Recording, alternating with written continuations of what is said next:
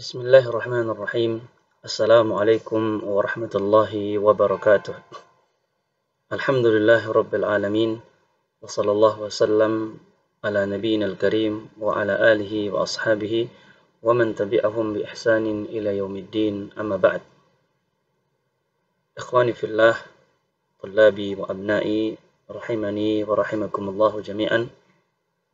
Alhamdulillah, kita bersyukur kepada Allah Subhanahu wa taala. Kita panjatkan ya segala ungkapan-ungkapan pujian kita hanya kepada Allah Subhanahu wa taala atas segala ya karunia yang Allah Subhanahu wa taala terus anugerahkan kepada kita, terlebih anugerah kenikmatan ya Allah berikan kepada kita pada ya pagi yang barakah ini, di mana Allah Subhanahu wa taala kembali memudahkan langkah kita untuk berada di atas jalan fi sabilillah, yaitu belajar ilmu yang itu merupakan kebaikan bagi kita di dunia dan di akhirat kelak. Ikhwani fillah wa tullabi rahimani wa rahimakumullahu jami'an.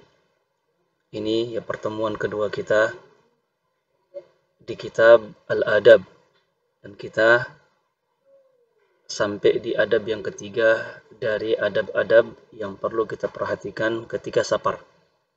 Tafadhal ya antum, ya buka kitab antum. Ya, semoga antum di sana berada dalam keadaan sehat walafiat dan dalam penjagaan Allah Subhanahu wa taala. Amin ya rabbal alamin. Adab yang ketiga, yaqulul muallif حفظه الله تعالى: الأدب الثالث استحباب التأمير في السفر إذا كانوا ثلاثة فأكثر. Disunnahkan ketika kita dalam keadaan safar atau akan bersafar, melakukan perjalanan jauh, maka kita dianjurkan untuk menjadikan salah seorang dari kita sebagai pemimpin dalam safar. Idza kanu thalathatan fa aktsar, ya jika kita safar berjamaah, minimal tiga orang atau lebih. Maksudnya ketika kita safar dengan jamaah banyak orang, minimal 3 orang atau lebih, maka ketika itu kita dianjurkan untuk menjadikan salah seorang di antara kita sebagai amir atau pemimpin safar kita. Ya, karena tentunya dimanapun kita berada, kita butuh dengan seorang pemimpin. Karena seorang pemimpin ini Allah Subhanahu wa taala akan menjadikan mereka sebagai sebab. Allah Subhanahu wa taala akan mempermudah segala perkara-perkara kita ya di dunia ini. Makanya dalam salah satu hadis Nabi kita Muhammad SAW, beliau bersabda, Inna sultan dhillullahi ta'ala fil ardi. Sesungguhnya ya seorang pemimpin merupakan bayangan Allah yang ada di atas muka bumi ini, yang tentunya yang akan memberikan perlindungan kepada kita, mempermudah urusan kita dalam perkara-perkara kita di atas muka bumi ini. Oleh karena itu, ketika kita bersafar secara berjamaah, maka kita dianjurkan untuk menjadikan salah seorang di antara kita sebagai pemimpin bagi kita. Nada syar'u bil istima'i wa adam at-tafarruq wa hatha ala dzalika wa raghaba fih. Oleh karena itu, syariat kita ya Allah Subhanahu wa taala ya sangat memotivasi, sangat menganjurkan kita ya untuk menjadikan seorang pemimpin bagi kita. Kenapa? Karena selain alasan yang tadi kita sebutkan, menjadikan seorang pemimpin dalam safar ini lebih memacu kepada persatuan, kekuatan, dan mencegah dari ya terpecah belahnya ya kita. Wa hatha ala dzalika wa raghaba fih, dan syariat atau Allah Subhanahu wa taala itu sangat memberikan motivasi, anjuran ya dalam masalah-masalah ini. Fa'an Abi Sa'id Al-Khudri radhiyallahu ta'ala anhu, di antara dalilnya dari sahabat Abi Sa'id Al-Khudri radhiyallahu ta'ala anhu, anna Rasulullah sallallahu alaihi wasallam qala, bahwasanya Rasulullah SAW bersabda, idza kharaja thalathatun fi safarin falyu'ammiru ahadahum. Ya, jika 3 orang mungkin lebih keluar untuk bersafar melakukan perjalanan jauh, maka falyu'ammiru ahadahum, hendaknya mereka menjadikan salah seorang dari mereka sebagai pemimpin safar mereka atau amir bagi mereka.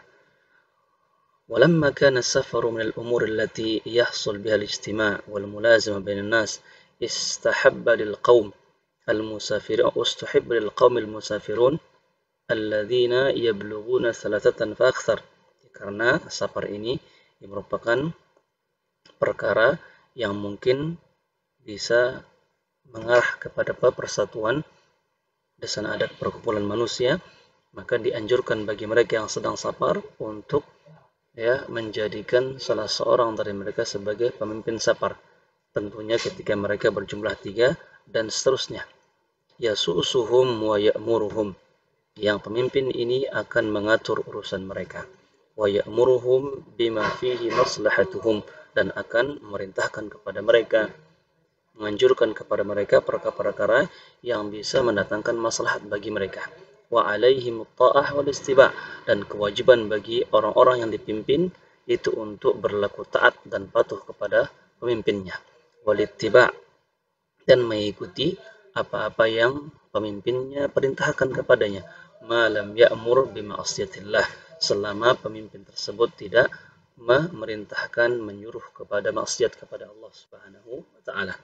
Fa in fa'alu dzalika hasalahum min istima'an kalimah, dan ketika yang dipimpin taat kepada pemimpinnya dan pemimpin melakukan kewajiban sesuai dengan apa yang diperintahkan, maka akan terbentuklah kekuatan, akan terbentuk suatu persatuan, wasalamat as-sudur, dan lebih menghasilkan keselamatan bagi hati-hati mereka, lebih menguatkan, menyatukan hati mereka. Ma yaj'aluhum yaqduna hajatahum fi safarihim duna munaghasatin aw mukaddarat tahdutsu bainahum, sehingga yang terjadi perkara-perkara mereka, keperluan mereka yang ada di safar itu mereka bisa lakukan dengan baik, tanpa ada masalah, tanpa ada perkara yang memudaratkan mereka. Ikhwani fillah wa tullabi rahimani wa rahimakumullahu jami'an. Ini dia adab yang ketiga. Sunnahnya kita menjadikan salah seorang dari kita ketika safar sebagai pemimpin kita, yang harus kita taat kepada mereka, dan kita harus menjalankan apa yang dianjurkan oleh sang pemimpin tersebut. Tidak boleh kita menghinakan mereka, tidak boleh kita menyelisihi mereka, karena kalau kita menyelisih pemimpin kita yang sudah kita tunjuk, ini akan mendatangkan murka dari Allah Subhanahu wa taala. Man akrama sultanan akramahullah, barang siapa yang memuliakan pemimpinnya maka Allah akan memuliakan mereka. Wa man ahana sultan ahanahullah, dan barang siapa yang menghinakan pemimpinnya maka Allah akan menghinakan mereka. Kama qala Nabi sallallahu alaihi wasallam.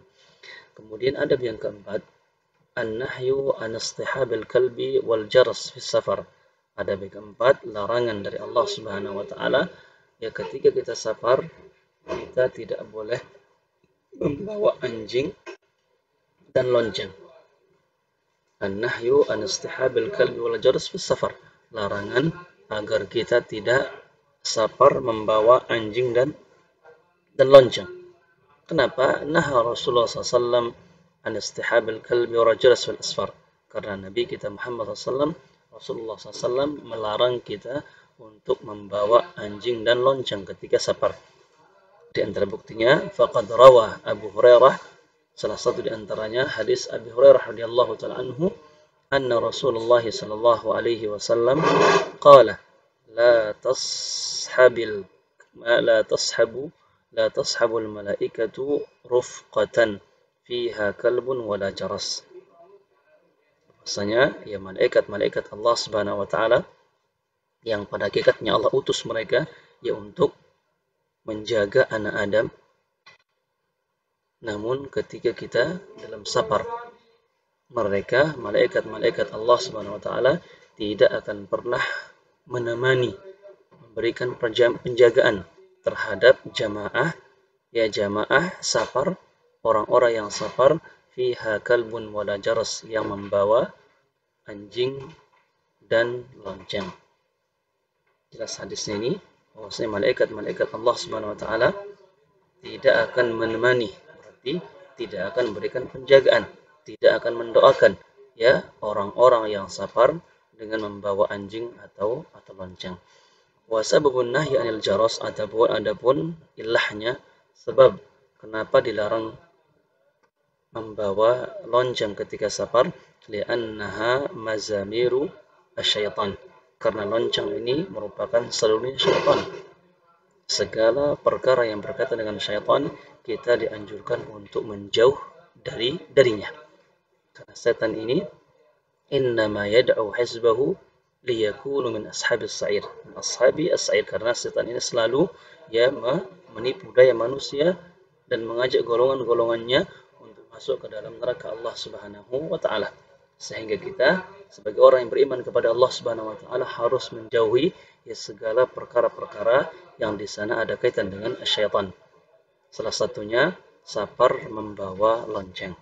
Ja'a dzalika musarrahan 'inda Muslim, dan dalilnya datang dengan jelas dari Imam Muslim rahimahullah dan yang lainnya min hadits Abi Hurairah, dari hadis Abi Hurairah radhiyallahu taala anhu qala Rasulullah SAW, Nabi kita bersabda SAW, al-jarasu mazamir syaitan. Jaras, lonceng itu merupakan ya serulingnya syaitan. Wa ammal kalbu faqad ikhtalifa fi sababin nahyi an istihabi. Adapun anjing, adapun sebab kenapa kita dilarang juga membawa anjing, ini para ulama kita berbeda pendapat. Ada mengatakan faqila lima kana al-kalbu manhiyan an iqtina'ihi. Yang pertama, sebagian mengatakan karena anjing ini kita enggak boleh ya untuk memeliharanya. Karena orang yang melihara anjing, kecuali anjing apa masyia, apa namanya mungkin ya, anjing yang anjing buruan, anjing yang diajar untuk berburu, selainnya itu enggak boleh. Maka orang yang melihara anjing dengan tujuan bukan untuk diajar berburu, uqiba muttakhidhuhu bitajannubi al-malaikah, maka Allah ancam mereka dengan apa? Para malaikat-malaikatnya akan menjauh darinya. An suhbatihi, tidak mau menemaninya.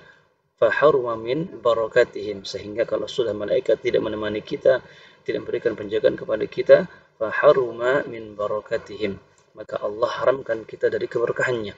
Wa istighfarihim, dari permintaan ampun mereka untuk kita. Wa i'anatihim ala ta'atillah, dan penjagaan mereka untuk kita agar bisa selalu ada dalam ketaatan kepada Allah Subhanahu wa taala. Dan ada mengatakan sebabnya adalah likaunihi najisan, ya, karena anjing itu adalah hewan yang najis. Wallahu a'lam. Intinya, ikhwani fillah wa tullabi rahimani wa rahimakumullah, ya jangan kita ketika safar membawa anjing atau jaras, karena ini jelas ya merupakan larangan dari Allah Subhanahu wa taala dari lisan Nabi Muhammad sallallahu alaihi wasallam, walaupun kita tidak mengetahui hikmah atau alasan dari itu semua. Ikhwani fillah wa tullabi rahimani wa rahimakumullah jami'an, ini yang bisa kita sampaikan pada pertemuan yang kedua ini. Ya semoga Allah Subhanahu wa taala memberikan kita kemudahan untuk bisa mengamalkan apa yang kita dengar pada ya kesempatan kali ini. Amin rabbal alamin. Wa sallallahu wasallam ala nabiyina al-karim wa ala alihi wa sahbihi ajma'in.